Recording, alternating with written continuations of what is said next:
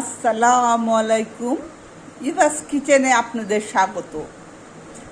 আজকে আমি তেলাপিয়া মাছ রান্না করেছি ধুন্দুল আর আলু দিয়ে।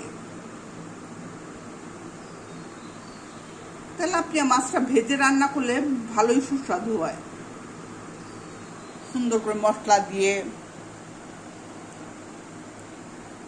এই যে এটা হচ্ছে রসুন ভর্তা, রসুন, পেঁয়াজ, শুকনা মরিচ আর সরিষার তেল।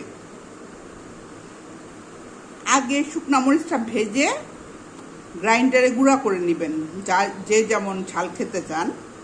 তারপরে রসুন পেঁয়াজটা তেলের মধ্যে হালকা করে ভেজে ওইটা গ্রাইন্ডারে দিয়ে ভর্তাটা করে নেবেন। এই রসুন ভর্তাটা হার্টের রোগের জন্য খুব ভালো, যাদের কোলেস্টেরল আছে,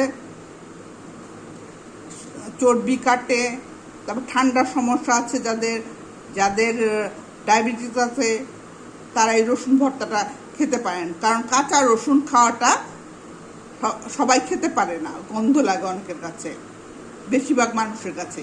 তাই এইভাবে যদি ভর্তা করে খান তাহলে খেতেও ভালো, টেস্টফুল, আর এটা রেগুলার আপনি খেতে পারবেন, শরীরের জন্য খুব উপকার।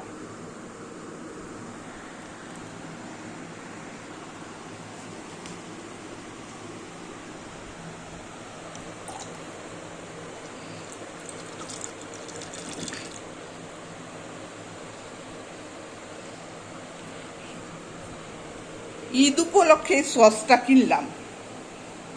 হ্যাঁ, এটা যে রোস্ট রান্না করতে তো আমাদের টমেটো সসের প্রয়োজন হয়, তাই কিনলাম এটা।